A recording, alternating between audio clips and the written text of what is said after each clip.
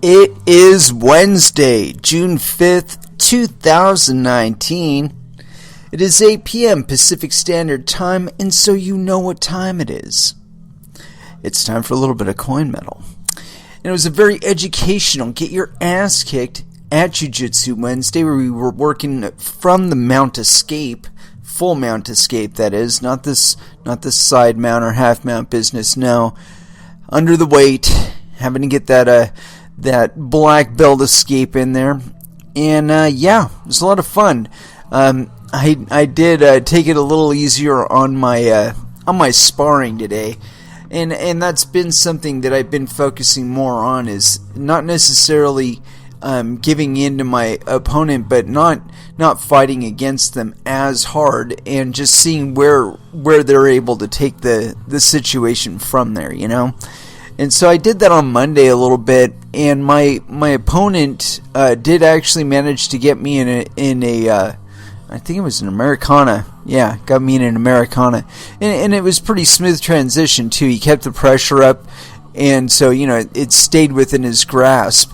Now today though, the gentleman that I was rolling with, he has this one little problem, and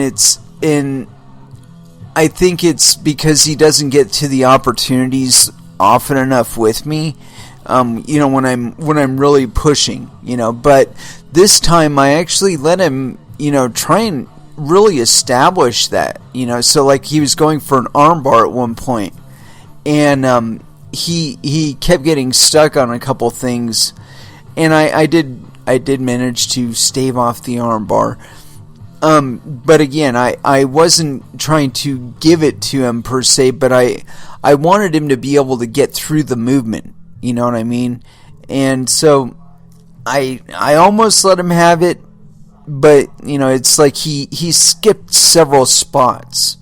Like there's a spot when you're going for your arm bar where you want to lock your knees in around your opponent's shoulder before you go yard and back on their arm.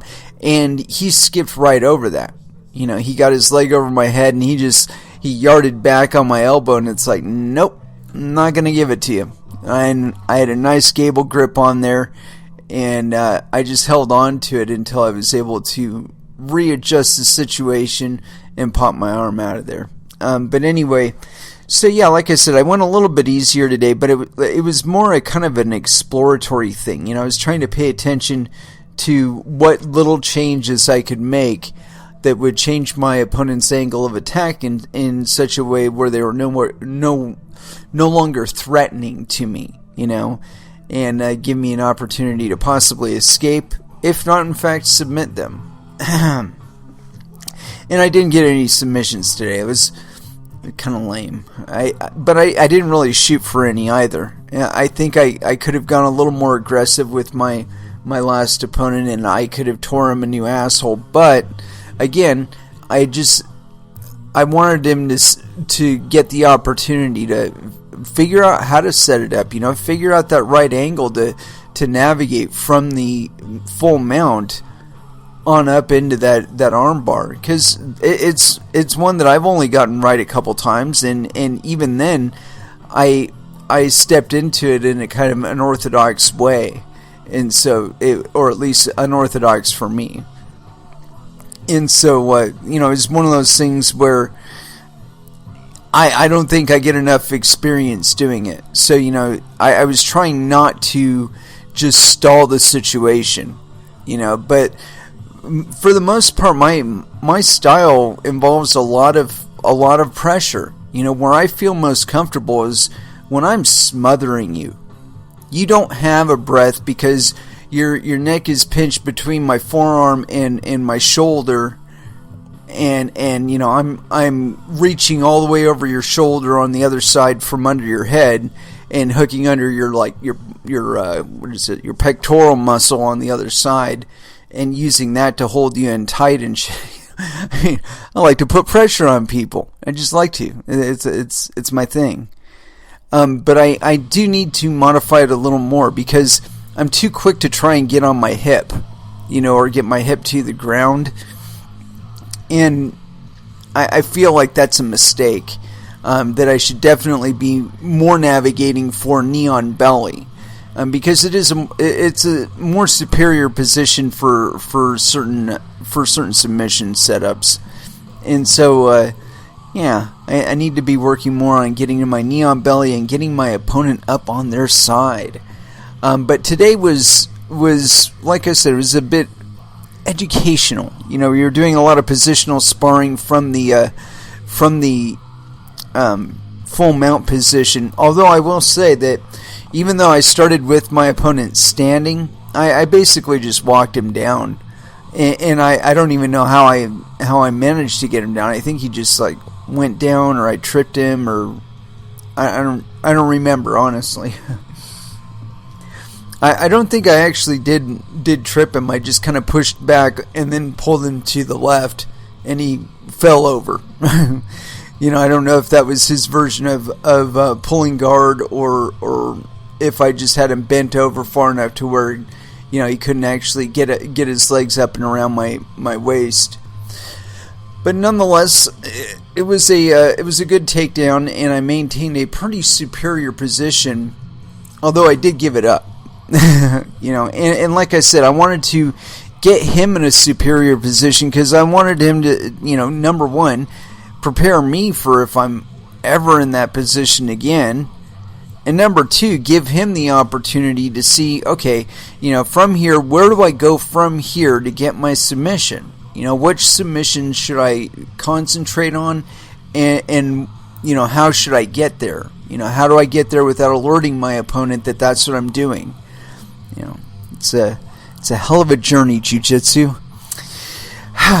Anyway, let's go ahead and throw down into some music. And I saw something today that made me to decide that this was going to be the first dance of today. I don't really follow him too much anymore, but there's this guy, Mike Huckabee. He was, I think, governor at one point, and also senator at one point, or congressman, or one of the two. I can't remember. Anyway, he's got he's been in several political shows, and I don't get the impression that he's terribly comfortable doing it. Anyway, nonetheless, he had on a very interesting character on his show. It was Brian Head from Korn. And apparently Brian had been on the show before. They were talking like he had been on before, and they talked about the possibility of jamming. And, I thought, oh, whatever, that's kind of Tonight Show-ish, whatever. But it was Mike Huckabee playing bass, while Brian Head Welch was playing guitar, and they were jamming fucking blind. And so that is going to be our first dance for today. And let me find it here. Corn. Here we go. First dance. Blind. Here on Coin Metal.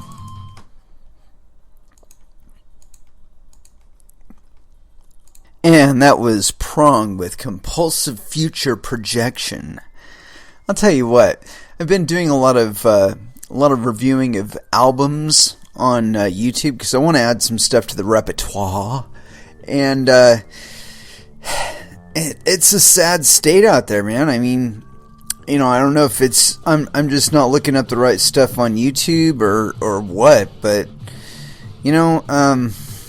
there's so much of it that sounds the same out there. It's really kind of depressing. It reminds me a lot of the glam era, where it's like everybody lost their good ideas, and so they just decided to take up sounding like Guns N' Roses. Or actually, no, it was more like, at first it was more like Motley Crue and like, what's another good one? Dawkins, or Y&T. These are like all fucking old school hair bands. And then it kind of morphed. It got a little tougher when Metallica came around, and all that new wave of British heavy metal came out and all that. That really excited the whole metal scene for a little bit. But then, like I said, it dropped back down, and then we ended up with like Poison and shit like that. And it's, but ebb and flow. but I don't know what it is, but it doesn't seem like metal has really broken free of that, where, you know, you've got one original band and then like seven or eight bands, if not way more. Now that we're in the digital era, everybody can sound just like you. And it's like everybody is satisfied just copying one another, not really being adventurous. I mean, for every 30 bands, you can find maybe, I would say 5, maybe 6 that are doing anything really, really exciting, you know, that or that sounds like they're an actual band and not just trying to ride somebody else's coattails. And you can kind of tell the difference between the two. You know, it's like the bands that are like actual musicians and are writing all their own shit and are not a product of a record company or just a cobbling of a bunch of really talented guys together. Typically, they play as one unit. You know, when you listen to Meshuggah, you'll hear like in Thomas Haig's drums, you're not just hearing, you know, the rhythm of the song and his character to it. You're also hearing him in the background kind of mapping the guitar parts as well. And so he's like playing the guitars on the drums as well as adding his own flavor and keeping time for the rest of the band. And so it's like when you view it like from that perspective, it's like, okay, he's not just doing his own part, he's kind of acting as a background to the rest of it. And I mean, I know I'm describing like how a band should operate and how most bands do, but there's a difference in the fabric of the song. You know, it's not just a cobbling of a whole bunch of computerized hooks and shit like that. And although I do know that they work a lot of stuff out on computer first, and then go back and figure out if they can actually play it, make whatever adaptations they need to, and that's a good process to do, I think.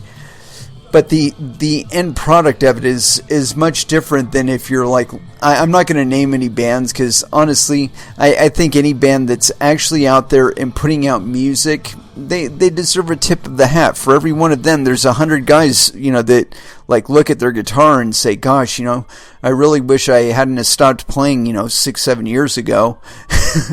You know, you don't get to where Metallica is without, you know, doing the do, right?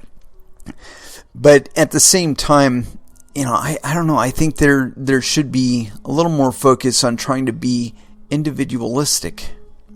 You know, and you know, as far as like that trends in music and all that I was talking about earlier, we've seen that pretty much in every genre.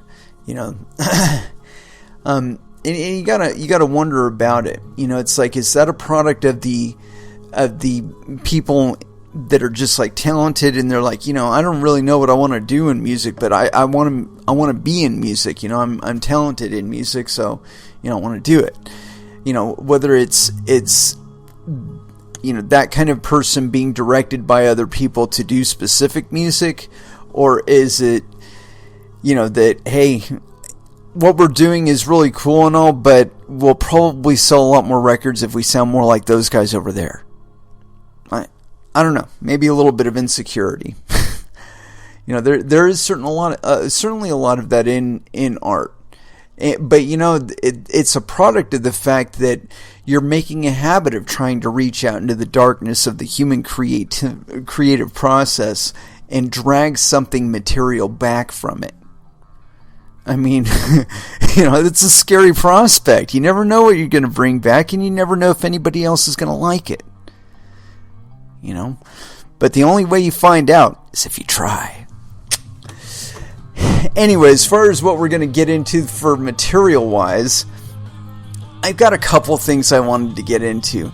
I mean, because we've talked about Kik and we've talked about the SEC several times, and my feelings about whether or not they actually have or should have anything to say about any ICO, you know, barring one that is like definitely like dumping on everybody, hasn't actually produced anything, that kind of thing, where it's like, it's obvious that it was just a pump and dump scheme. There was actually no material behind it. They didn't intend to fulfill on their promises, or they pissed away all their money on coke,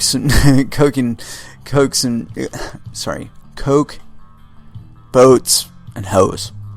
That's what I was trying to say.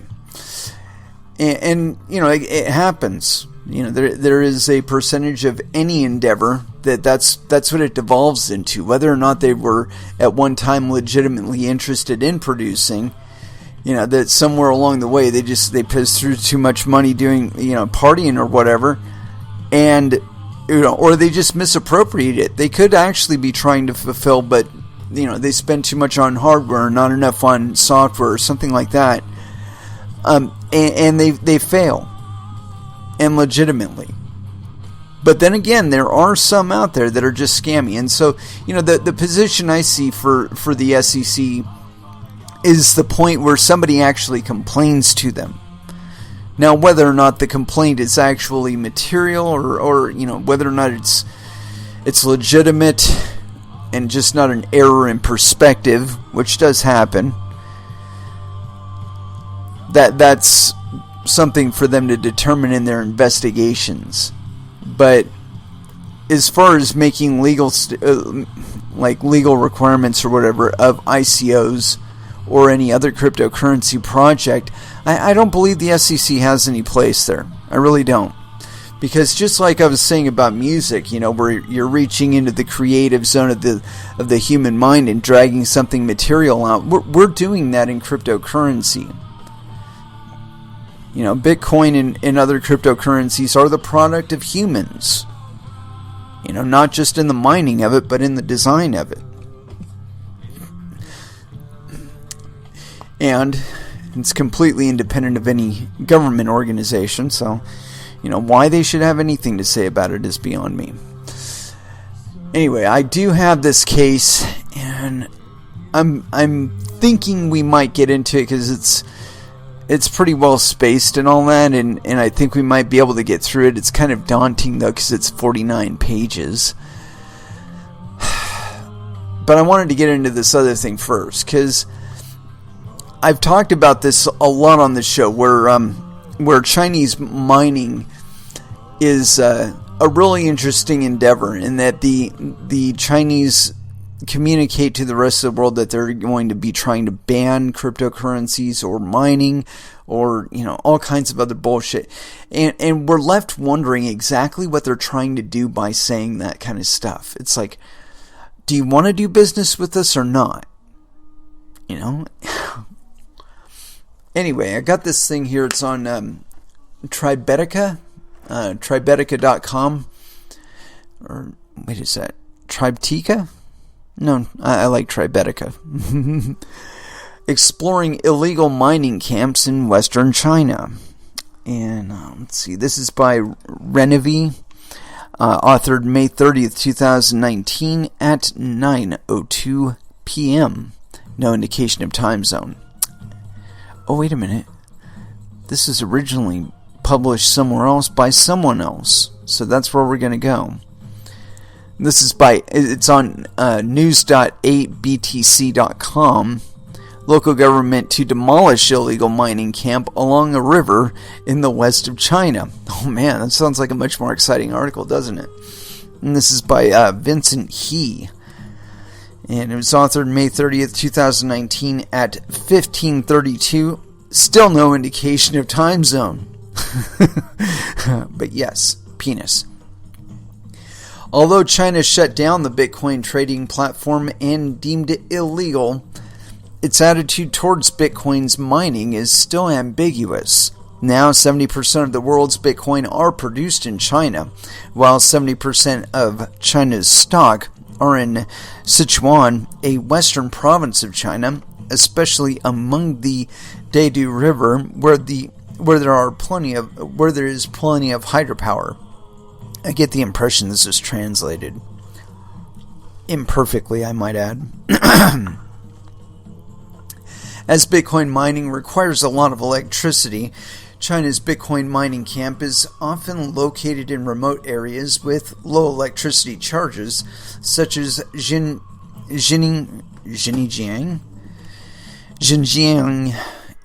Yunnan, Inner Mongolia, Sichuan, and other regions. As the saying goes, Sichuan is the natural mining capital of Bitcoin.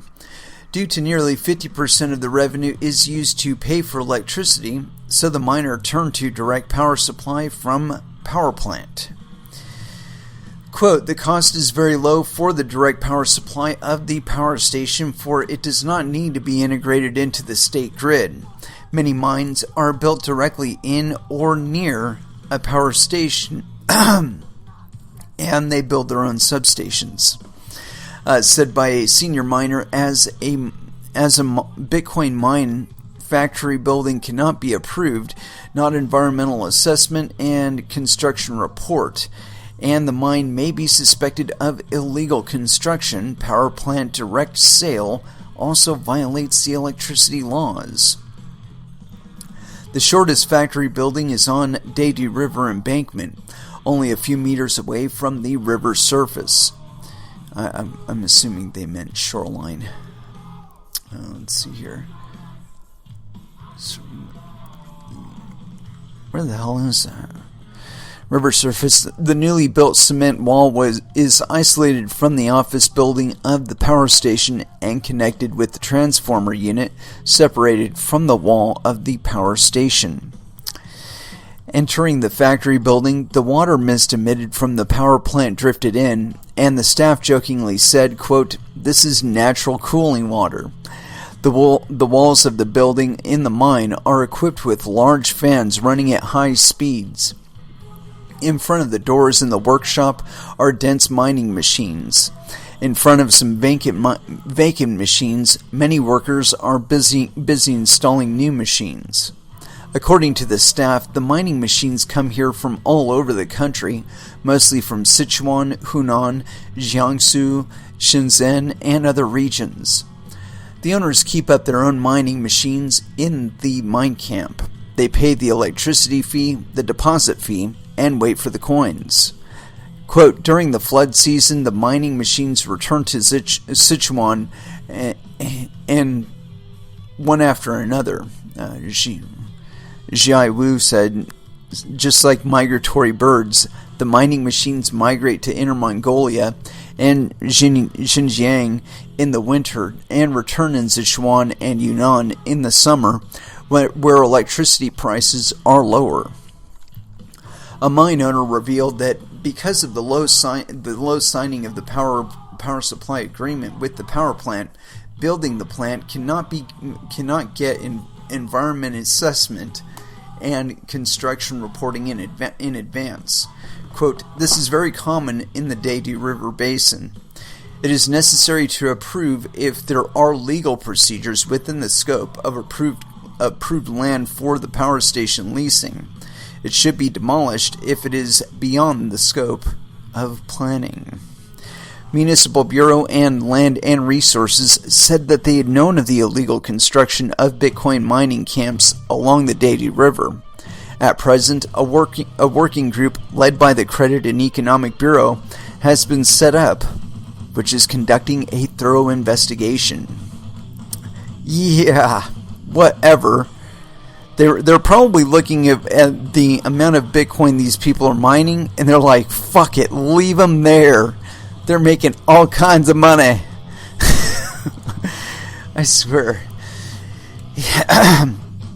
It never ceases to amaze me, though, that they're just looking this big-ass gift horse in the mouth, and they're like, but it gives our people more economic freedom than we want them to have. You know, and it's like, that's not the point. It gives them access to international markets. It creates all kinds of monetary activity within your borders that wouldn't ordinarily be there. That water would just be flowing down the fucking river if they weren't harnessing some of the energy of it and generating electricity with it to mine with. It would just be there. It wouldn't be doing anything for you.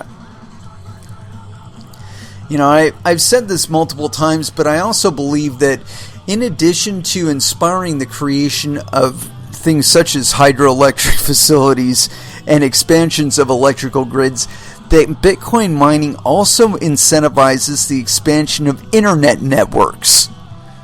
Because I guarantee you, these little burgs that these people are setting up these mining camps in, they didn't have high-speed internet before the mining camp showed up. You know, they're probably just living out there in the middle of the countryside, doing their farming thing, and pretty much not being messed with by anyone. They do have cellular service, but they don't have they don't have a main trunk line being led out to their little town there. Or at least they didn't before the miners showed up. You know, and that's like the opposite side, though, of the Bitcoin block size debate, where some people talk about the latency issues that'll be created by the blocks being bigger. You know, that it'll take longer for the blocks to propagate and the transactions to propagate across the network. Yeah, that's absolutely true. You know what it'll also do, though, is because of that effect, if there is a greater incentive, say you have this big ass flowing river that could be generating electricity for you, even if it is permitted. You know, we're talking about unpermitted ones in this article here, but even with all the permitting, you know, if you could do that, right? And you look at the cost differential, why wouldn't you do it? You've got the river there. It's not doing anything. If you've got permission, that's even better. It's not like you're going to hold up the river if you put in a hydroelectric facility. Or, I mean, there are certainly some that would be the case, but you can harness plenty of energy from flowing water, you know, in the form of a river, without actually impeding the river. And I don't know. It's one of those things where you could be making so much more money just letting it happen. You know, why wouldn't you do it? It's fucking stupid. Fucking stupid. You know, if you've got that, that's something that a lot of places don't actually have. You know, so like there's plenty of places out here in Oregon where it's barren. You know, I happen to be in a part of the state with plenty of rivers, though, that we could be harnessing like for electricity to a greater extent than we currently do, and we would be in the same situation as this mining camp. You know. Anyway, so I wanted to get into that one, and I got another one here, but I want to make sure it's actually from this fucking. Where is it at? Where's it? Without state control. Okay. I'm trying to find if this is actually the place where the article originated. See. I knew it. They just aggregated it. I hate that. I hate news aggregators. Only because a lot of times it interrupts the flow of the thing, because I gotta read that, oh shit, you know, the rest of the article is on another website. Anyway, this is on News BTC, and it's by Tim Copeland. So yes, penis. But this is 11 months ago. So I'm not going to do it. Well, why not? Crypto to expand mobile payments to rural networks without state control. China, which is on its way to becoming a cashless society, highlights how cryptocurrencies could be used for all global payments. However, the overreaching control of the Chinese state shows why cryptocurrencies are needed to maintain the financial freedom of citizens. Mobile payments used in rural villages. Roughly 2/3 of China's population use WeChat to make everyday payments by scanning QR codes. Alibaba's Alipay also has around 520 million users. Due to the proliferation of mobile networks across China, this reach of digital payments extends beyond the cities. Even in some rural villages, these systems are used instead of cash to pay for locally produced food. Alibaba, which runs a major e-commerce site called Taobao, has expanded through 2 new offerings, based in villages and rural areas. Teobeo villages aim to enable villagers to sell their goods online. Rural Teobeo helps those in the hardest-to-reach areas acquire bedding materials and shoes at a local delivery point. Cryptocurrencies have long been touted as the solution to the unbanked, but it has so far not delivered more than conventional solutions. However, the prevalence of mobile banking in rural areas presents a vision of what a cryptocurrency future could look like. The use of QR codes is important because they have often been used to represent crypto public addresses. Crypto better than traditional payment systems. While WeChat and Alipay show the potential of a cashless society, it is important to note why cryptocurrencies would be a better alternative. One reason is that cryptocurrencies allow users to fully own their own money in a way that cannot be controlled by the state. China is set to digitize more and more systems, including train tickets and national identity cards, which are used to open bank accounts. Taxis mostly work through an Uber-style app, and private cars only accept mobile payments. It is getting very difficult to buy anything without having a mobile payments account, which requires a Chinese bank account. China is notorious for controlling its citizens' liberties. They have recently set up a ranking system for citizens which controls their freedom based on behavior. More than 9 million people have already been banned from buying plane tickets.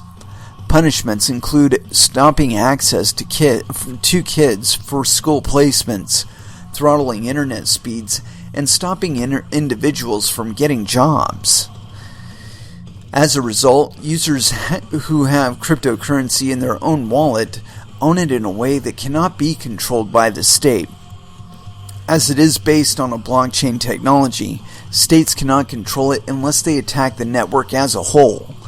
By moving to a cashless society built on cryptocurrency, financial systems can be expanded to rural areas without relinquishing financial control to the state. Yeah, and that goes the same for everybody. You know, it's like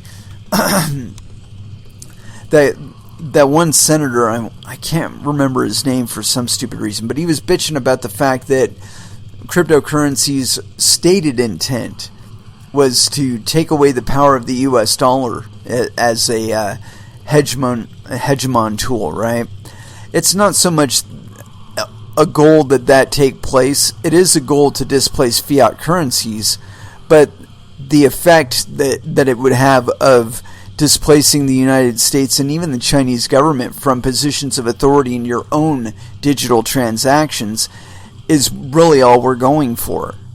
It's not a matter of making the U.S. dollar or the Chinese yen less valuable or attack their value in any way, other than the fact that whatever value they do lose versus cryptocurrencies, that's a product of their own operations. You know, obviously they're acting and behaving in ways that are causing people to shift their allegiance to cryptocurrencies as opposed to national currencies. That's just market effect. It's not something that is a stated policy of any cryptocurrency or any project herein. It's just, the money can't be everywhere at once. If it's in crypto, that's pretty much where it is. In fiat, it can be in multiple places at once because multiple people can be claiming the same volume of fiat as their asset on their balance sheet. Whereas that doesn't happen, I would say, probably as much. I'm sure there's somebody out there abusing the fact that they are hosting somebody else's funds and, issuing some sort of security, at least internally or between certain partners. But they're not actually doing things like using it to collateralize weapons sales to, some foreign nation or some shit like that. It's more something about providing liquidity to the exchange to be able to do transfers and shit like that. But of course, that's only if you give them permission. Anyway, let's go ahead and throw back down into some music, and then we're going to go ahead and get into that lawsuit, because I'm eager to see how the SEC is addressing Kik, and the only way to do that, of course, the only legitimate way is to just dive in. And so as far as music goes, let's go ahead and throw down with a little bit of Tool here, in Parabola, here on Coin Metal. And that was Clutch with Escape from the Prison Planet. And I think Kik is probably feeling about now that they probably should build a spacecraft so they can escape from the prison planet, as the SEC, I guess, is taking them to court, or has taken them to court, or they are in court. I don't know. We're going to find out.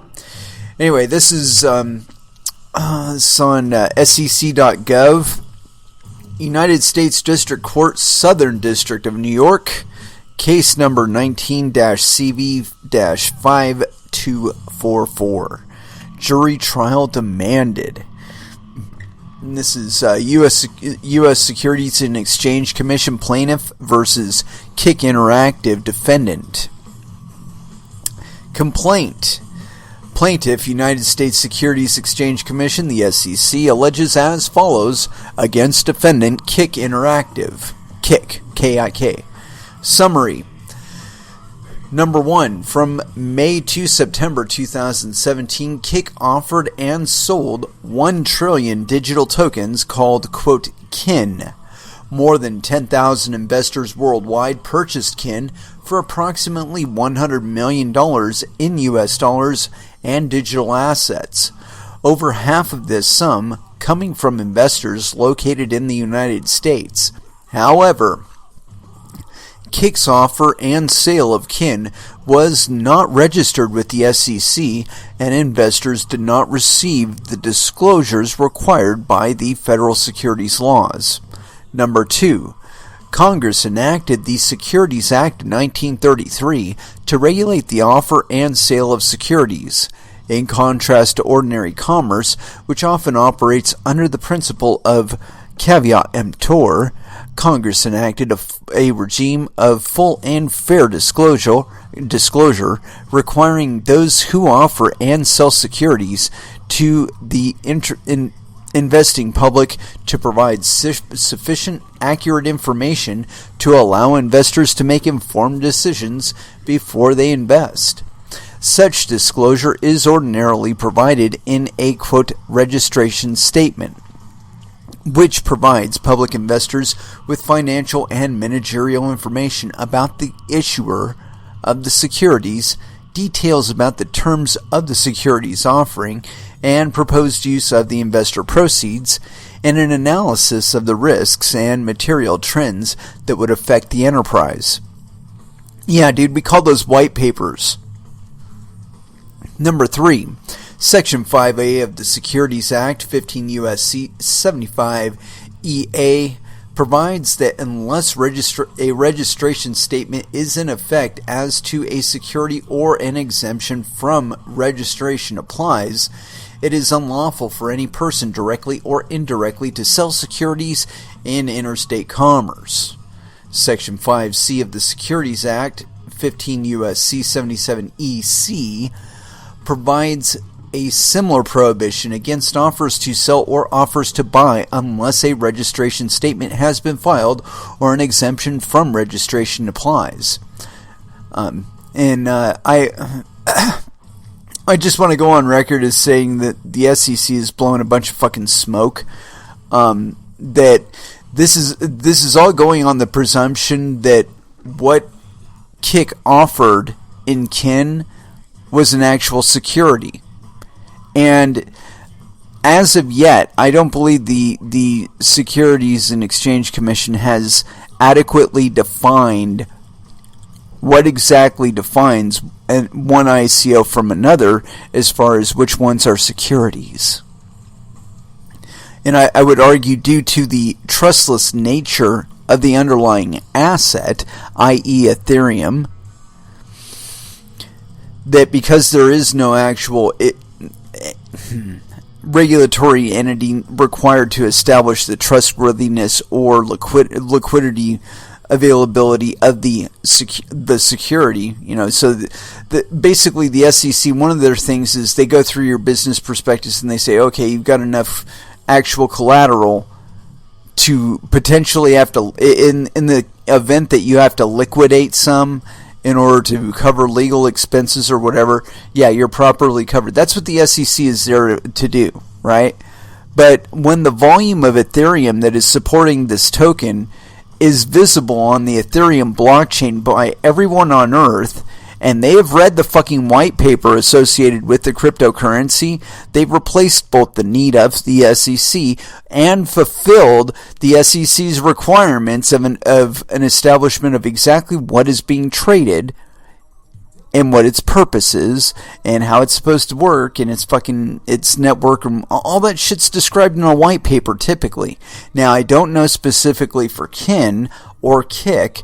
I'd have to read it in order to find that out.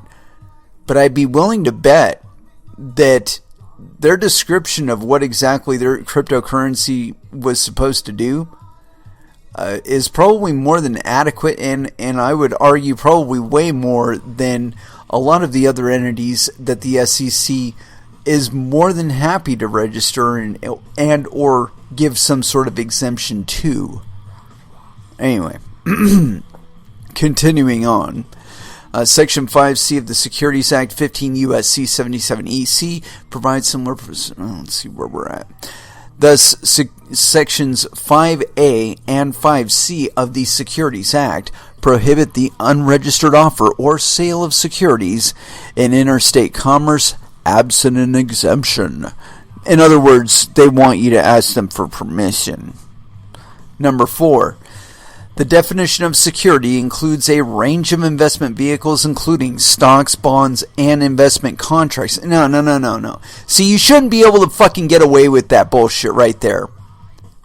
You should be saying specifically what defines a token as a security according to the purview of your department. Not this bullshit of includes a range of investment vehicles. That's saying it could be anything. It's like calling it a crypto asset. What the fuck is a crypto asset? I have no idea what a crypto asset is. Are we talking about a token? Are we talking about a mined coin that has a public network? Are we talking about some sort of unit from IBM's private network or Microsoft's fucking Azure project? What the fuck are you talking about with a crypto asset? Give me a fucking break. Or even digital asset. I mean, are we talking about your Steam character? That's a digital asset, isn't it? You put 20,000 hours of fucking gameplay into it, it should be.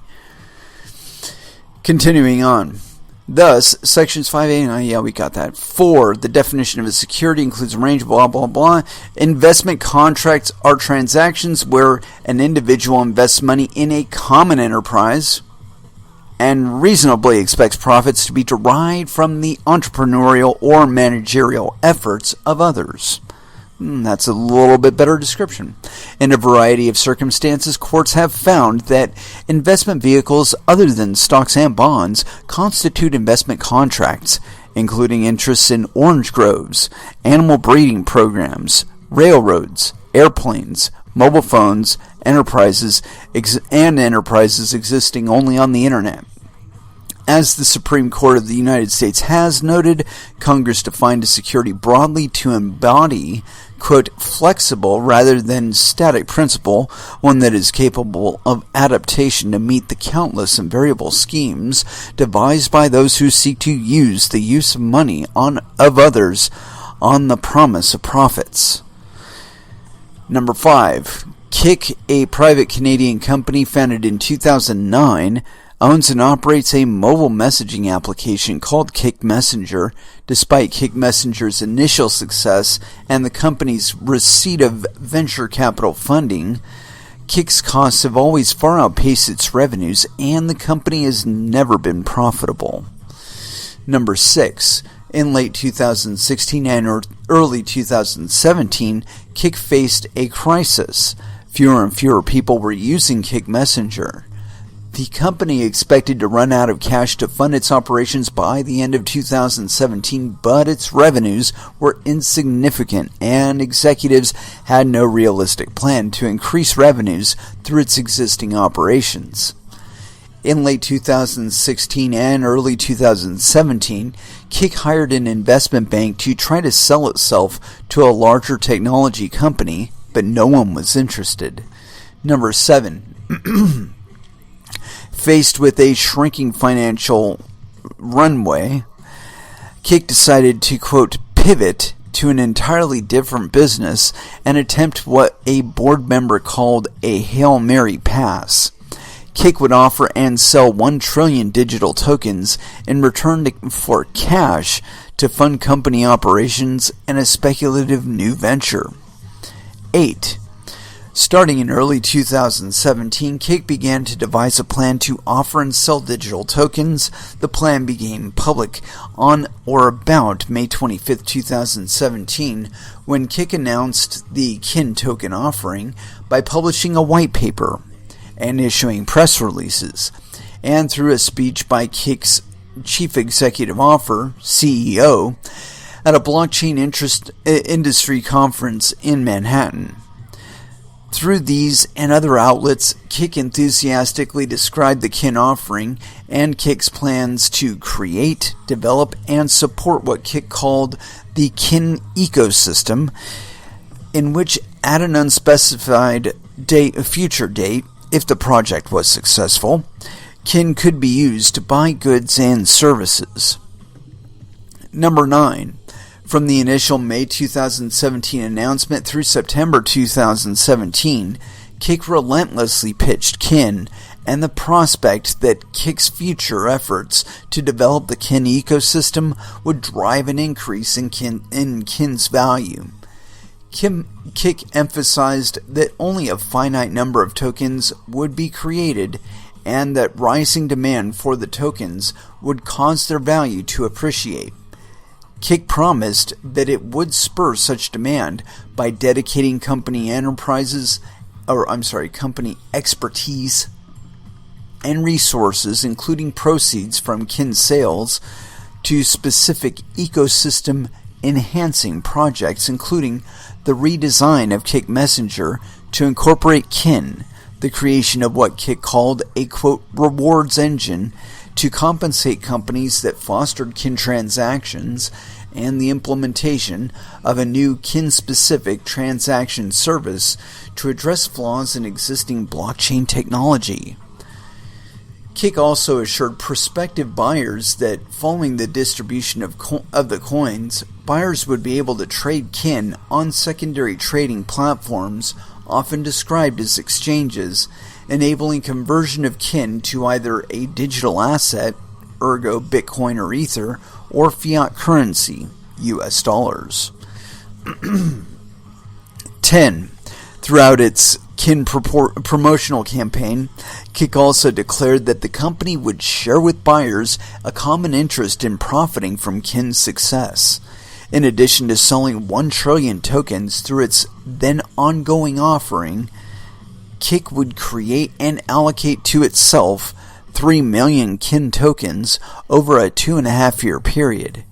Kik told potential buyers that by allotting 30% of the outstanding supply of Kin to itself, the company would align its financial interests with those of other Kin investors, which would give the company an incentive to take entrepreneurial and managerial steps to increase the demand for the token. And Kik described Kin as an opportunity for both Kik and early Kin investors to, quote, make a ton of money. 11. Starting with the May 2017 announcement, Kik offered and sold 1 trillion Kin tokens in a single offering aimed at both wealthy investors and the general public. From number 12, from May to September 2017, Kik offered and sold tokens to professional investment funds and other select wealthy investors using purchase agreements that Kik called, quote, simple agreements for future tokens, or SAFTs. Kik's SAFTs entitled purchasers to the future delivery of the kin that they purchased when they entered into the agreements.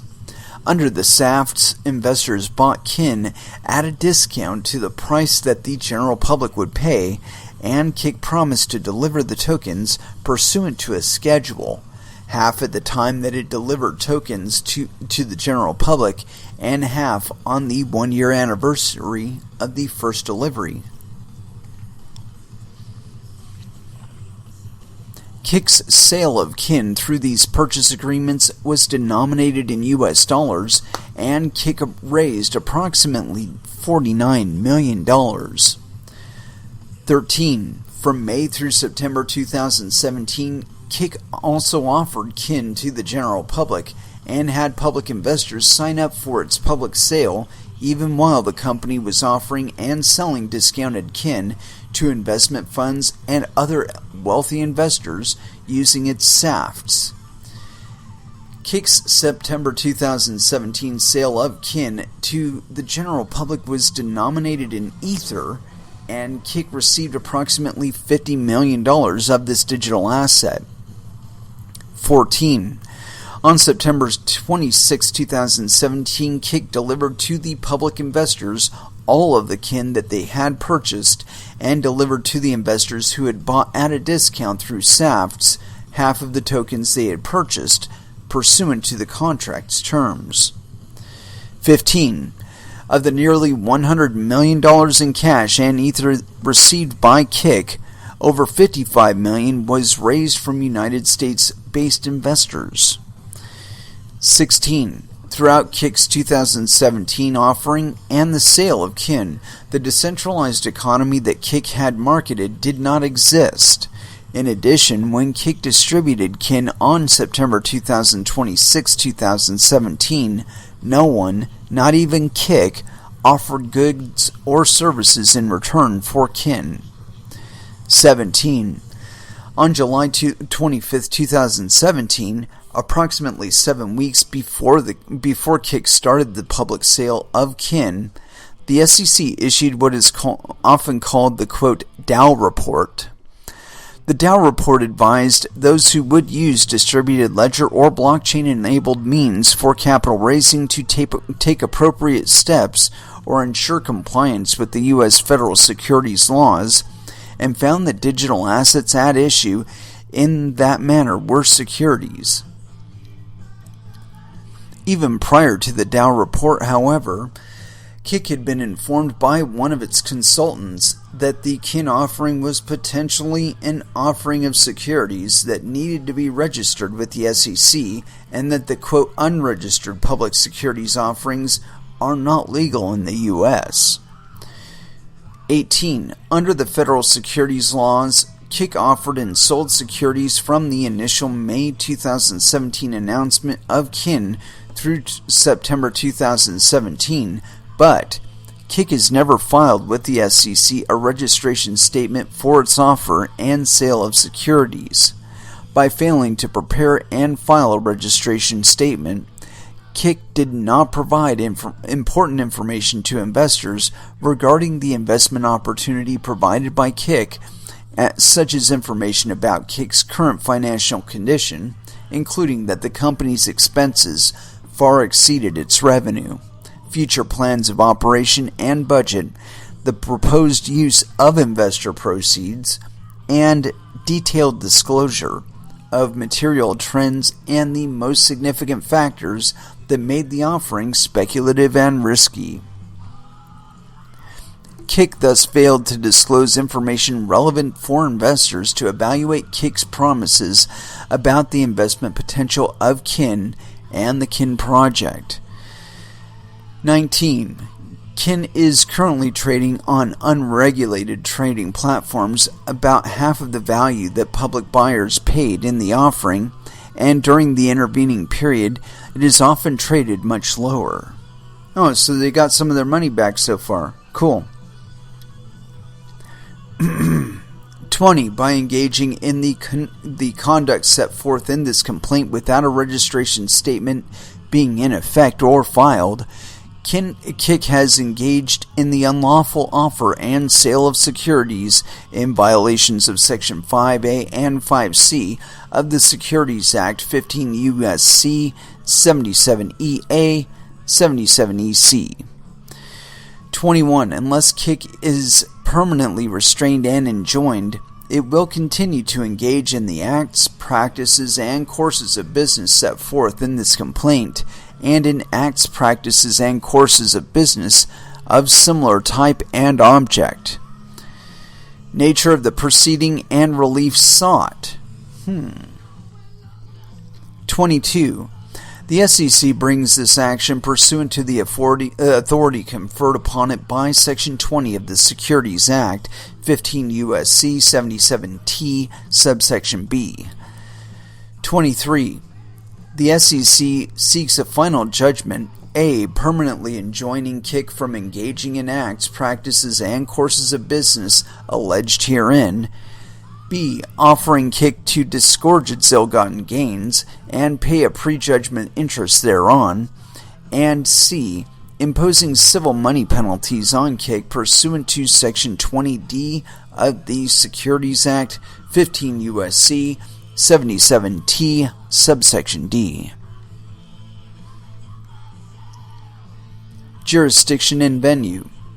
24. This court has jurisdiction over this action pursuant to Sections 20B and 22A of the Securities Act, 15 U.S.C. 77T, subsection B, and 77V, subsection A. 25. Venue in this district is proper pursuant to 22A of the Securities Act, 15 U.S.C. 77V, subsection A. Certain of the transactions, acts, practices, and courses of business constituting the violations alleged herein occurred within the Southern District of New York and elsewhere, and were affected directly or indirectly by the use of the means or instruments or instrumentalities of transportation or communication in interstate commerce, or of the mails or the facilities of National Securities Exchange. 26. Those transactions, acts, practices, and courses of business include, but are not limited to, A.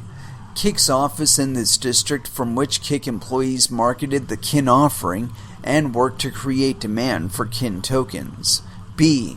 Kik's announcement of the KIN offering at a blockchain conference held in this district. C. Kik's employees traveled to and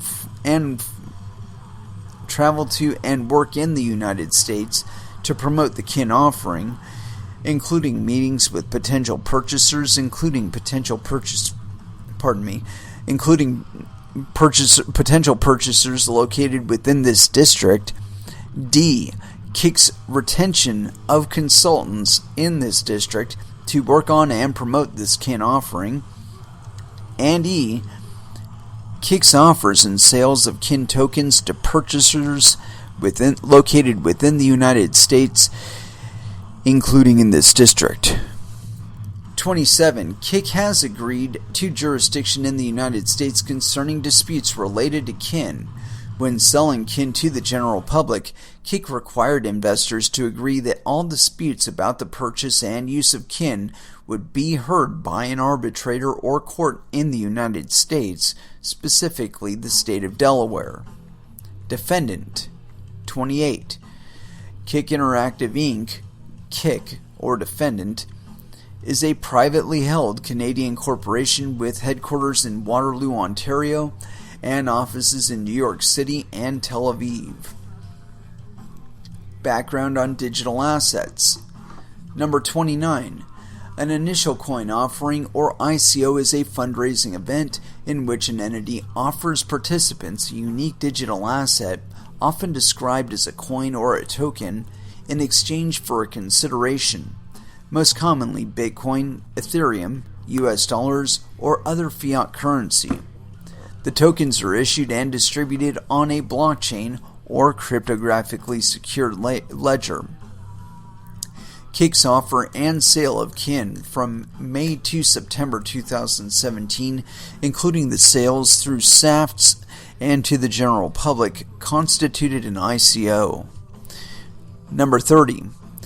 A blockchain is a type of distributed ledger or peer-to-peer database. It's not a peer-to-peer database at all, dude.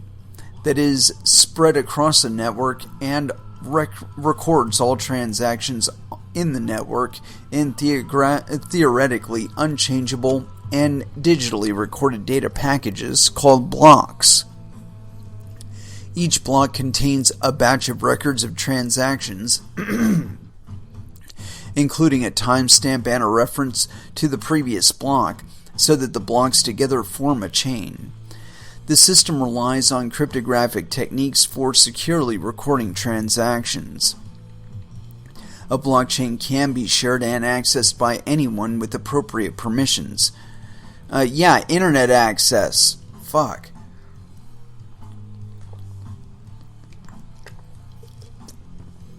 Some blockchains can record what are called smart contracts, which are essentially computer programs designed to execute the terms of a contract when certain triggering conditions are met. Number 31. ICOs are typically announced and promoted online, although other marketing may be employed. Issuers often release a white paper describing the project and promotion of the ICO, often in highly technical terms and jargon. To participate, investors are generally required to transfer consideration to the issuer's address, bank account, digital wallet, or other account. After the completion of the ICO, the issuer will distribute its tokens to the participant's unique address on the blockchain.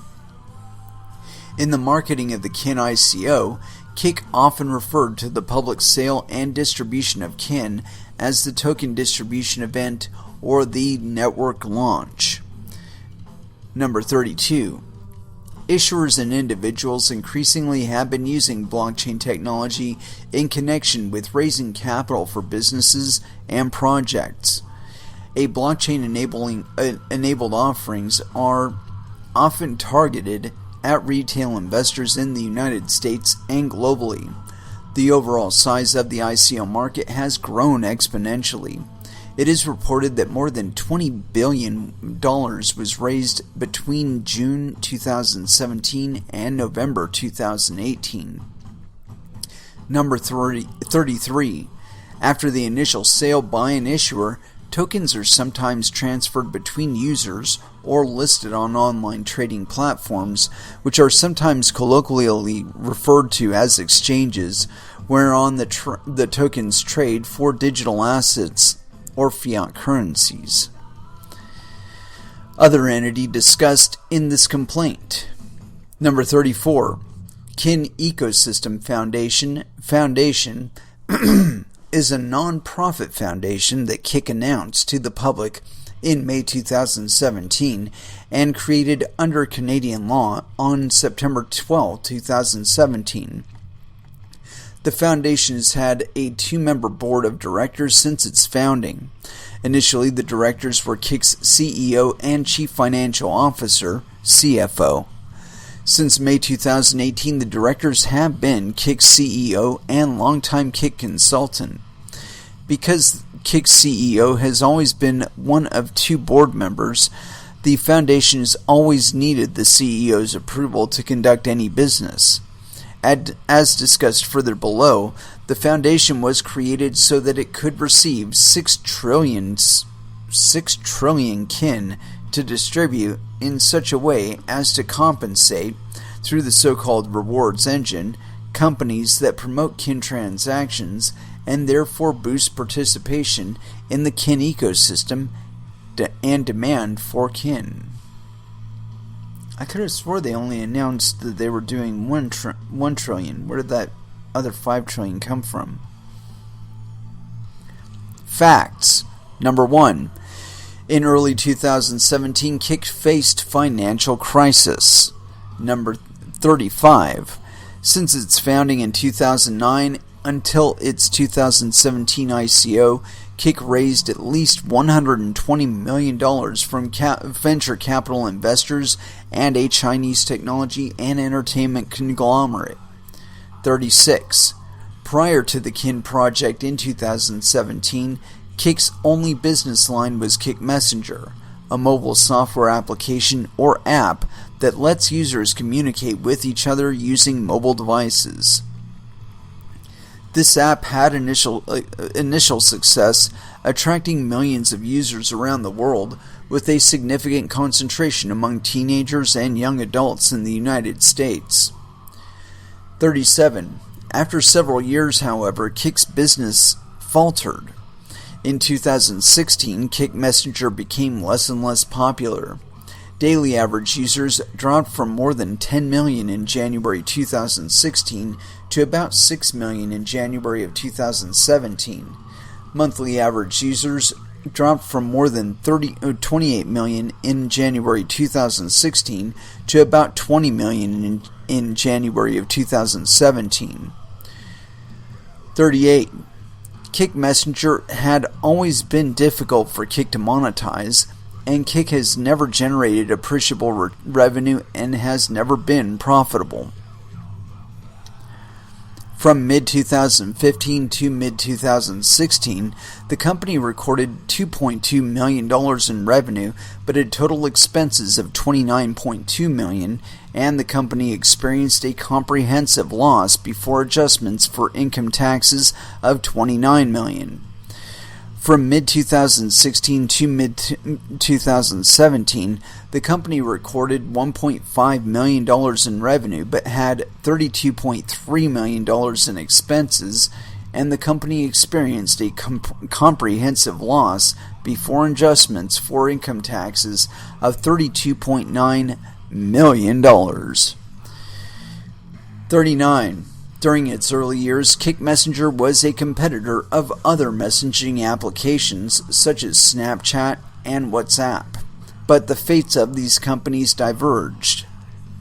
In 2014, Facebook purchased WhatsApp for approximately $19.3 billion, and in March 2017, Snapchat conducted an IPO. Kik, however, failed to develop ways to generate revenue through Kik Messenger and failed to find a buyer. 40. In or about October 2016, Kik hired an investment bank to identify companies that might buy Kik. The investment bank contacted 35 parties and signed confidentiality agreements with 7 companies that wanted additional information about Kik. By February 1, 2017, however, all 7 potential suitors had declined to buy or merge with Kik. 41. By early 2017, Kik had spent most of its venture capital money and had remaining cash of about $26 million, expending about $3 million a month to support its operations. In early 2017, Kik's executives repeatedly warned the company's directors about Kik's financial runway, the time by which Kik would run out of money to fund operations under then current spending levels. And Kik predicted it would run out of cash sometime during late fall of that year. Number 2. Having no other options, Kik pivoted to digital tokens. 42.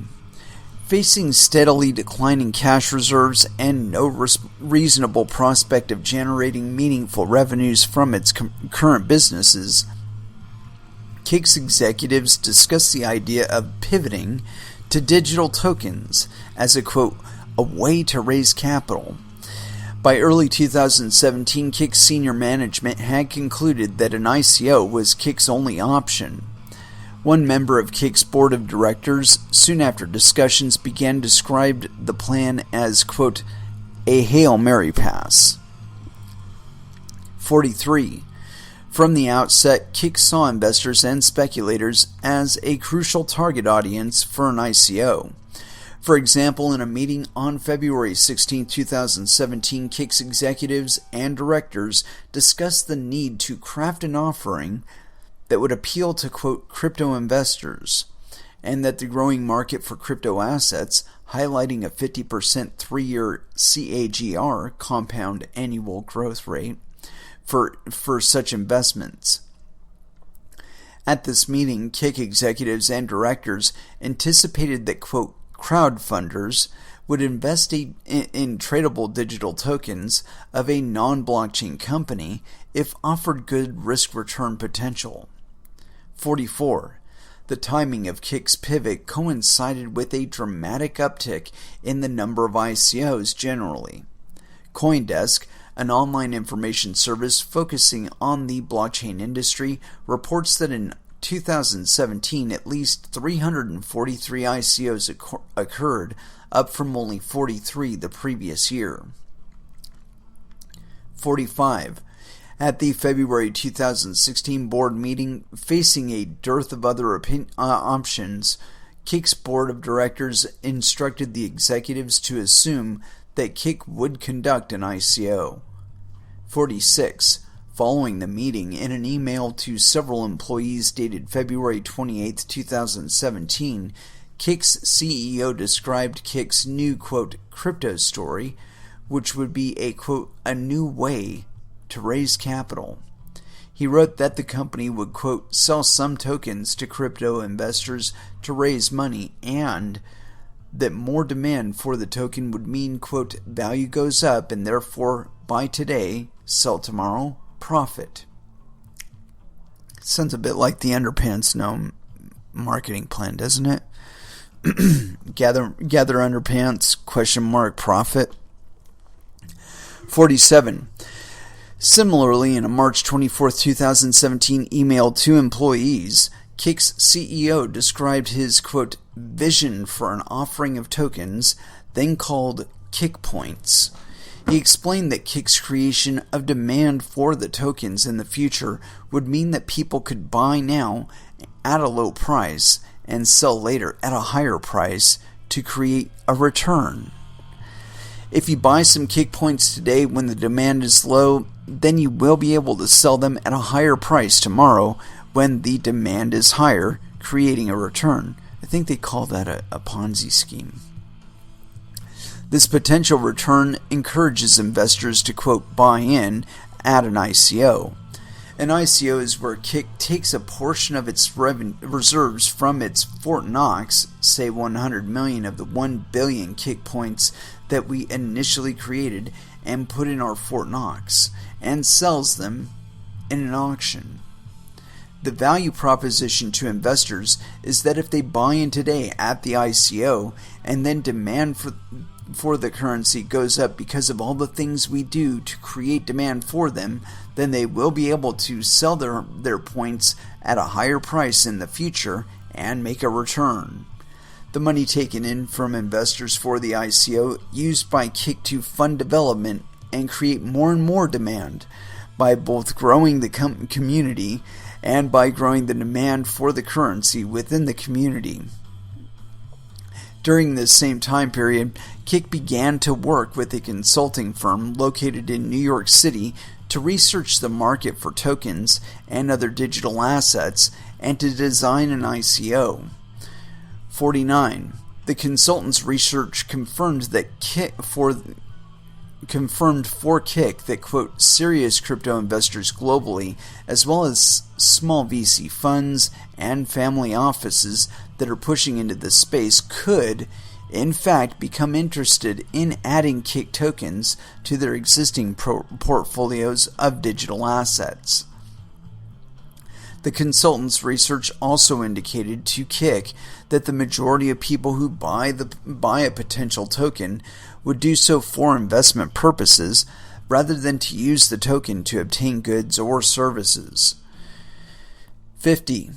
On or about April 10, 2017, in advance of a meeting of Kik directors later that same week, Kik's CEO sent to the directors his PowerPoint presentation for the meeting entitled Kik and Cryptocurrency, together with a report prepared by Kik's consultant. The materials highlighted results from the consultant's crypto investor survey and crypto investor expert panel, and included a, quote, funding perspectives slide showing revenues from average historical token sales, and predicted a capital rise of, quote, $100 million easily from the offering. Well, they did that. The materials set forth a, quote, roadmap for a token sale later that year, and included steps for a, quote, investor marketing plan and exchange outreach. 51. During this time, Kik decided to name the new tokens KIN and worked with its consultants to design plans for what it would eventually be called the KIN ecosystem. KIN also hired other companies in the United States and abroad to help design and publicize the offering. 52. In approximately April 2017, Kik and its New York-based consultants started to draft a, quote, white paper through which the company would announce the offering of KIN to the public and spur investment. 53. In early May 2017, Kik's CEO told the company's board that he expected to announce the token offering later that month. From at least this time period through September 2017 public sale, Kik planned a single offering of 1 trillion tokens, which would raise for Kik about $100 million. 54.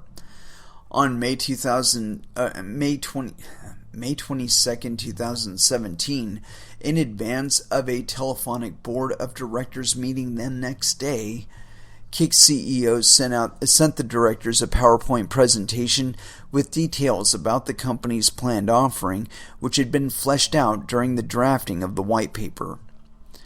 55. The presentation explained that Kik would create a total supply of 10 trillion KIN tokens and offer a float of 10% of that supply, i.e. 1 trillion tokens, with a total raise target of $100 million. Kik would then use proceeds from the offering to build the, quote, KIN ecosystem and fund company operations. Kik planned to offer the 1 trillion tokens in multiple tranches, with buyers in the earlier tranches committing funds well in advance of the sale of KIN to the general public in exchange for discounts from the final offering price. 56. Kik also had decided to sell KIN in one or more of the early tranches by entering into SAFTs with investment funds and other wealthy investors. As of May 22, 2017, Kik planned to raise up to $50 million through SAFTs in what Kik called a, quote, pre-sale, and between $50 million to $75 million more in what Kik called the public tranches. 57. In May 22, 2017 presentation summarized Kik's anticipated sale of KIN as follows. Token sales structure, soft cap, token supply 10 trillion tokens, float offered 10%, tranches based pricing discounts, 35% is 0 to 25 million SAFT, 25% is 25 to 50 million SAFT number 2, 20% goes to 50 to 75 million first public tranche, 10% goes to 75 through 100 million last chance for discounts, and then the last tranche was 0%, 100 to $125 million post soft cap. Soft cap, $100 million, followed by a 24-hour countdown once reached. Sale time, 30 days maximum. Minimum, to be determined. Distribution, fixed 10% sold, Token allocation calculated at the end of the sale based on proceeds raised and distributed per the example. Vesting. Time and performance based for founder and foundation tokens only. 56. The presentation also explained, and Kik's CEO reiterated during the telephonic call with Kik's board the next day, that 30% of the total number of tokens created, i.e. 3 trillion, would be allocated to Kik under a future vesting schedule, while 60% of the total supply, 6 trillion, would be allocated to a new, quote, kin foundation that Kik would establish. By keeping 3 trillion kin, Kik planned to profit from any future appreciation of kin. 59. Before the May 2017 public announcement, Kik drafted a single, quote, communication strategy that would run from the announcement until the, quote, token distribution event and encompass both the, quote, pre-sale and public sale phases. Kik also planned a single, quote, investor roadshow that included events in New York City, San Francisco, and abroad. The plan included the public announcement at which Kik would, quote, drive interest and awareness of Kik token sale, meetings with venture capitalists, and the token sale itself, then scheduled for July 2017, at which Kik would, quote, drive participation in sale by the crypto community. 60. On or about May 23, 2017, Kik's board worked to approve the timeline, the allocation of the 10 trillion kin, the split between a pre-sale and public sale, and the white paper. 61. At this time, the kin ecosystem did not exist, and there were no services or products that could be purchased with kin. The kin ecosystem would only come to exist, if at all, after investors bought in, and after Kik spent proceeds of the ICO in its efforts to build the kin ecosystem. Number 3. Kik pitched the kin offering by emphasizing the opportunity to profit. Dude, you ought to be chasing them under Ponzi schemes, because it's kind of obvious that they were structuring one there. Number 3, 62. On May 25, 2017, Kik's CEO spoke in New York City at the Token Summit, a conference for people interested in digital assets, and publicly announced its offering of kin tokens.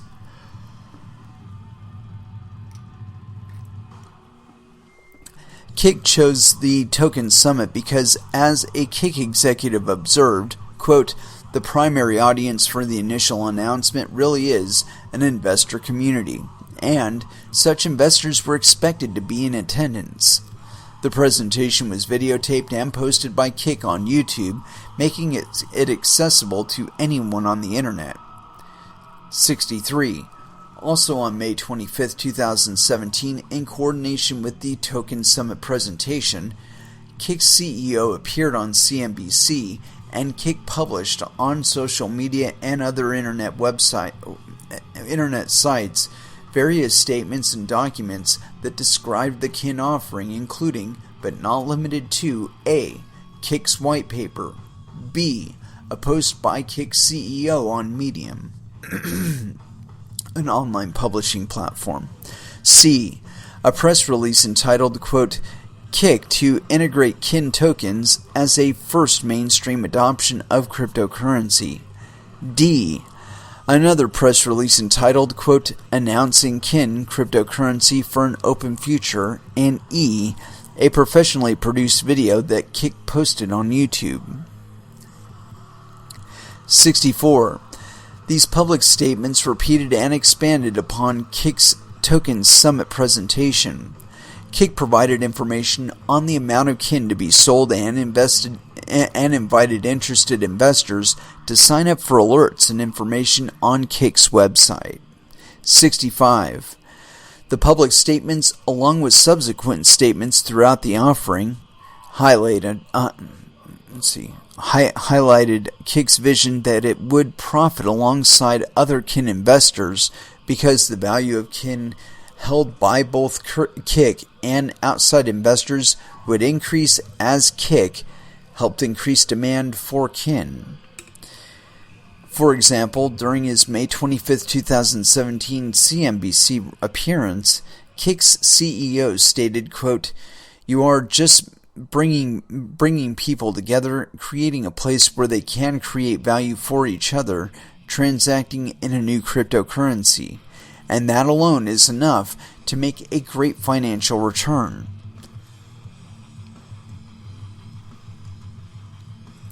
How that makes money for Kik is that we create a new cryptocurrency such that there is only going to be so much of it. We set some aside for us such that if more and more people transact in the cryptocurrency, the value of it grows, such that the value of our own holdings grow as well. 66. Kik's CEO also touted the initial success of Kik Messenger and the company's experience when assuring viewers that Kik would take steps to stimulate demand for Kin and therefore increase its value. For instance, Kik promised to start by integrating Kin into Kik Messenger, quote, "to really give it value." One of Kik's press releases further explained that the company would create a, quote, "rewards engine that did not then exist, that would daily distribute Kin to developers and give them an incentive to create more Kin-related transactions, thereby making Kin more valuable." That's fucking hilarious. To maximize the chance of success, we're dedicated the majority of Kin to a reward engine that will provide a financial incentive for developers. Each day, an algorithm that reflects each service's contribution, the Kin rewards engine will divvy up a set amount of Kin among all the services in the ecosystem. In time, it can create a network effect. As the daily reward increases in value, more developers will join, and there will be more Kin transactions. Kin itself will become more valuable, and in turn, the daily reward will be worth even more. You know, and I'm going to pause right there. We're on page 17 of 49. We're probably not going to get through all of this today, but we're gonna make an effort at it. Despite that, though, I'm getting the yawns here, so we're definitely going to need to recaffeinate and throw back down into a little bit of music. And with that, I guess a little bit of Anthrax. I think some Anthrax is due. Let's see here. Antisocial. Here on Coin Metal.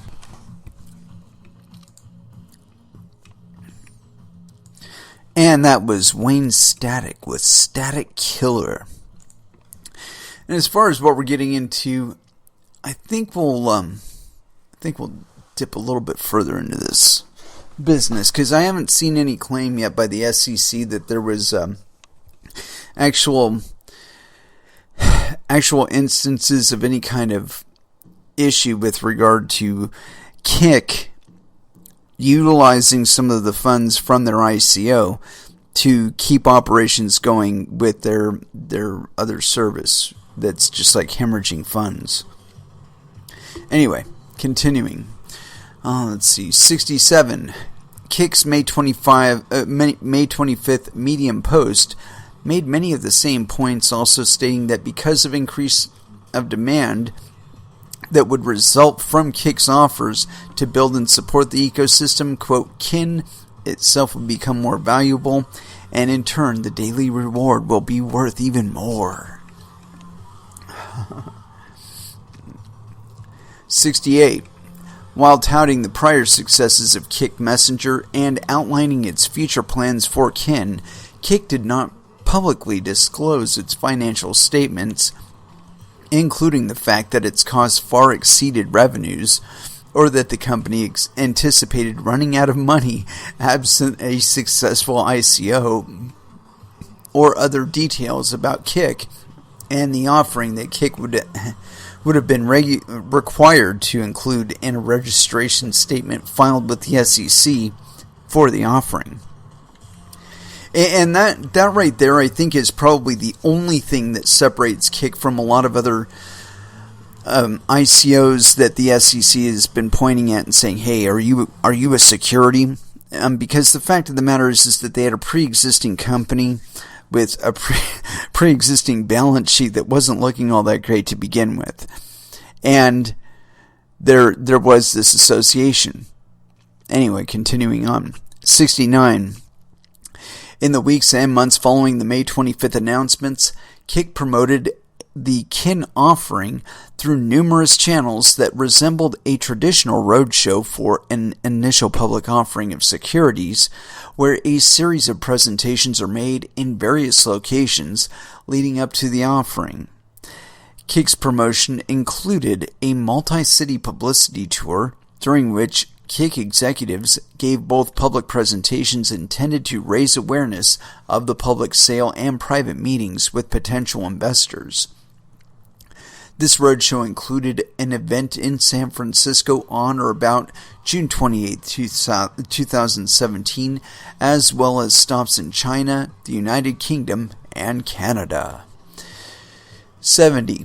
In planning this roadshow, Kik executives and Kik's New York-based consultants identified events, often called, quote, meetups, that attracted crypto investors, and they tried to identify, quote, top 3 investors in cities to which Kik's CEO traveled. Several of Kik's roadshow events were videotaped and posted on YouTube. 71.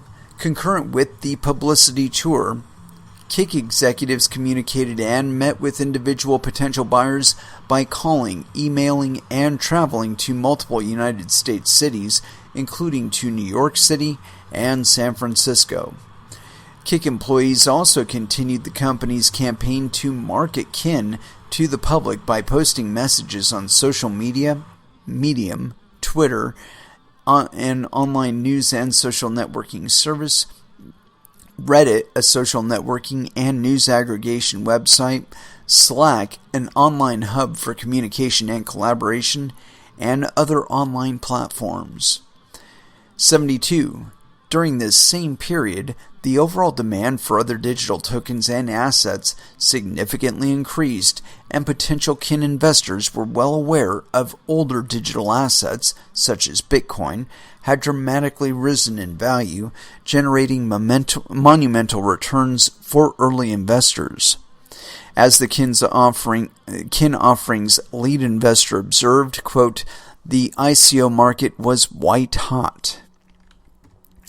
Kin repeatedly reminded potential Kin investors of the recent performance of older digital assets when placing Kin as an investment opportunity.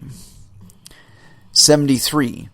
Kik and its agents also repeatedly primed potential purchasers' expectations that early Kin buyers would profit by invoking the quote .com era as a prior example of the opportunity to make money in a quickly developing market. 74. For example, at the June 28, 2017 San Francisco Bitcoin meetup, Kik's CEO specifically cited the .com era, predicting that, quote, people are going to make a lot of money with tokens and ICOs, and directly comparing investors who would buy into Kik's token, quote, crowd sale to the venture capitalists who had earlier invested in Kik. Quote, so I think, like, for me, I think is like the .com for better or for worse. So, there's a lot of hype right now, and people are going to make a lot of money. People have made a lot of money. People are going to lose a lot of money here. This is coming, right? It's going to happen multiple times as we move through this innovation. But at the end of the day, Amazon and Google came out of the .com. And so, this is how I view, tokens and ICOs. I think 90% of them are probably going to go to zero, and people are going to lose a lot of money. And, the regulators are going to come in. They're going to say, how do we make this inaudible for innovation, but still make it safe for consumers? And everybody's going to be trying to figure this out. And it's going to be crazy. It's going to be, I was in high school at the time, but I think 2001 in 2000 or 2001, whatever year it was, it's going to be like that all over again. And I think for us, we believe that, a few huge economic entities are going to come out of this space, and I think that actually a few huge economic entities have already come into this space. And so I think, everything, it's risk and reward, but I think, we have a good story, and I think we're going to do it in a fair way, and I think our heart's in the right place, and we're going to do everything we can. What really scares me at the end of the day is disappointing people. And I think what scares me about doing a crowd sale is if Kik failed, I would disappoint a bunch of rich people. But now, if Kik fails, I will disappoint a bunch of regular people. And that really weighs on me in Audible. So we're going to do everything we can to make it a win for everybody. These comments were recorded, streamed live on the internet, and posted on YouTube. 75. In addition, Kik's CEO frequently pitched Kin by noting the similarities between it and venture capital investing and touting the advantages of buying tokens. For example, speaking on the, quote, Financial Magnates podcast on August 1st, 2017, which was streamed live on the internet and posted on YouTube, Kik's CEO stated, quote, I think compared to VC investing, for example, one, you can get in at basically any stage and in any amount, and two, you can get out at any stage and in any amount. And I think that's really compelling, this idea that I can get in early, identify something that could be big. If I'm right, it can go up in value. I can sell maybe half of the crypto I hold and let the rest keep going. On the other side, I think that's also the challenge of crypto fundraising, which is how do you sort of figure out which are the good ones and which are not?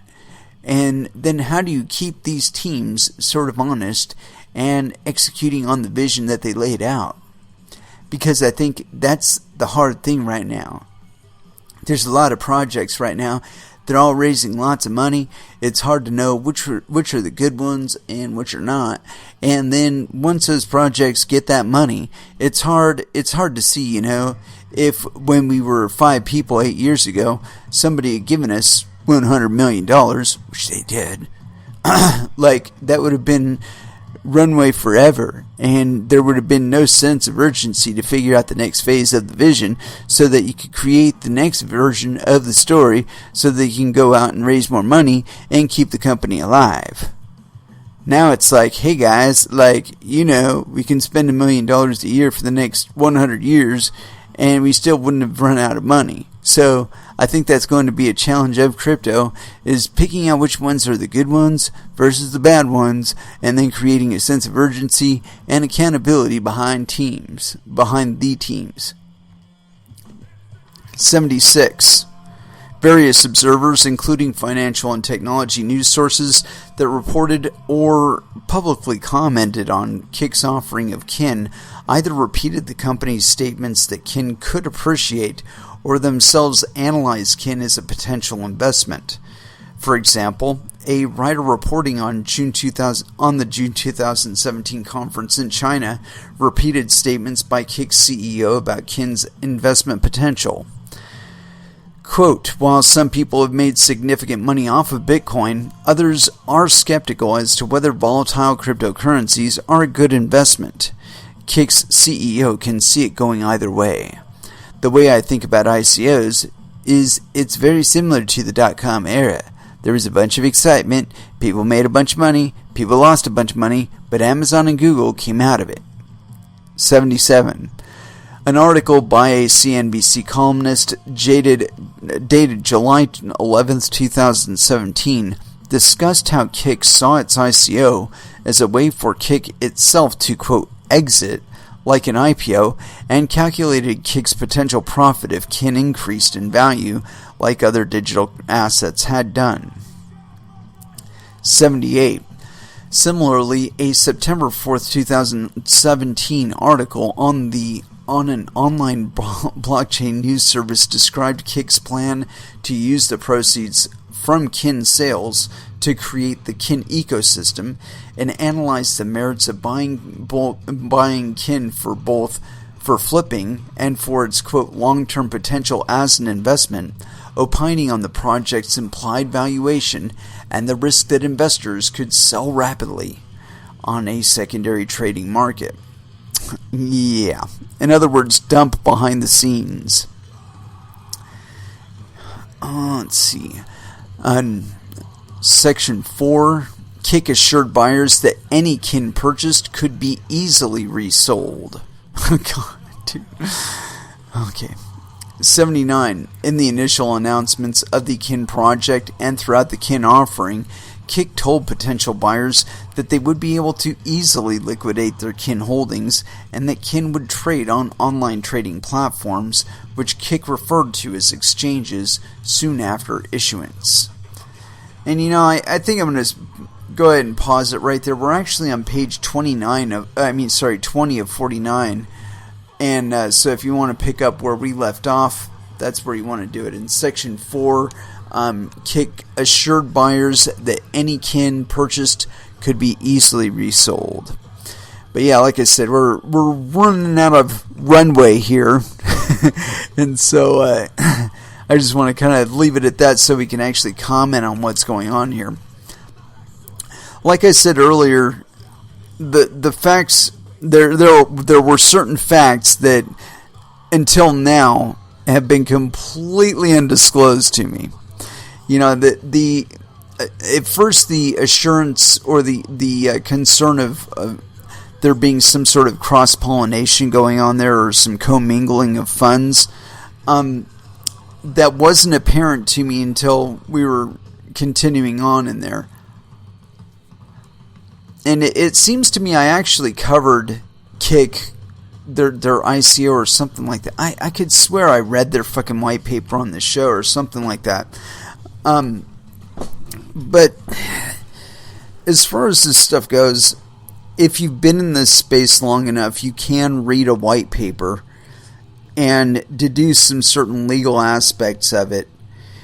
And from what I can tell on here, like I said at the beginning of the episode, I really thought that the SEC poking their nose into crypto at all and fucking with us without like a criminal complaint being first lodged or something like that, that it was premature and whatnot. But again, that was before I knew that Kik had already had this previous record of failure with other people's money, and that there was an association of an existing organization with the ICO. Just reading through the SEC's comments on this, I can tell you these people are probably going to go to prison. They're probably going to go to prison. I mean, unless they've been delivering, which I really don't see how they could be, they're probably going to go to prison. I mean, there are several aspects of this that if I were to read a white paper that was telling me that it's going to get more popular in the future and that it's going to become more profitable as a result, I'd be yelling Ponzi from the fucking top of the roof. Because, I mean, that's pretty much a description of a Ponzi scheme, especially if you're having tranche releases where you've got people that are getting 35% discounts all the way down to 0% discounts, depending on when they get in. And while IPOs already do that to some extent, it's not quite as scammy as what was going on here.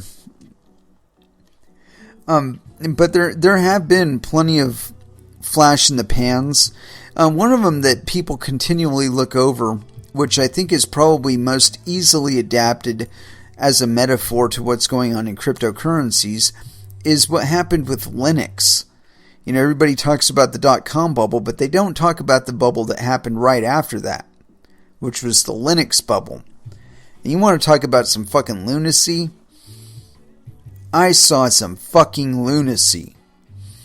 You know, there was one company, they were promoting computers designed specifically to run Linux. Or they're like, you know, Linux optimized or some shit like that. And they're asking like thousands of dollars for these fucking machines. And I'm just thinking to myself, these fucking people, what are they doing? And I didn't invest in a lot of them. I just stuck with Red Hat, and that actually paid off. But in any case, the reason I say that is because both projects were open source. Both had this existing need, existing demand, and both have like a 10 to 90%, you know, failure rate, you know, where you have 10% that actually fulfill on their promises and are actually profitable at what they promise. And then you have the 90% that is just a bunch of fucking fluff and doesn't currently exist anymore. But, you know, like I said, there are telltale signs in a white paper as to what their overall vision is and what they're intending to deliver. And again, if you can't answer those questions soundly to yourself, specifically for yourself, then don't invest in something. It's very, very simple. Now, to the people that invested in Kik, I feel sorry for you, but there was more than enough information put out that if you were to apply any critical thinking to what was being said, you would not have invested in it. I mean, because you don't like losing money any more than I do, I'm sure, and I hate it. So I can only imagine, you know, you're out there probably biting nails or tearing hair out at this point. And unless, of course, you got out with a profit, which is entirely possible, especially with 5 tiers of fucking tranches. And that's scammy shit to me. That fucking reads pyramid scheme all over it. I mean, because the day it's released and that 0% kicks in, all the people that got a 35% discount could dump on the public and make their 35% back initially, right there. Very, very sad. Yeah, you gotta read the paperwork, especially in crypto. You know, because we are talking about money, and don't you ever forget it. Anyway, that's about all I've got for this evening. And so we're down to our last dance, and of course I have not picked one out yet. But I want to let y'all know because, you know, I say it at the end of every show. I want y'all to trade safe. Do your fucking homework. And watch out for your own bunghole, because not even the SEC can save you from your own stupidity. As far as our last dance is concerned, I'm going to dig deep in the repertoire here. I think it's time to go into the water. A little bit of Death Clock, Last Dance. Thank you all very, very much for listening. I certainly do appreciate it. We will be back again on Friday at 8 p.m. Pacific Standard Time. And so until then, y'all have an excellent evening. Last Dance, Death Clock. Go into the water. Good night.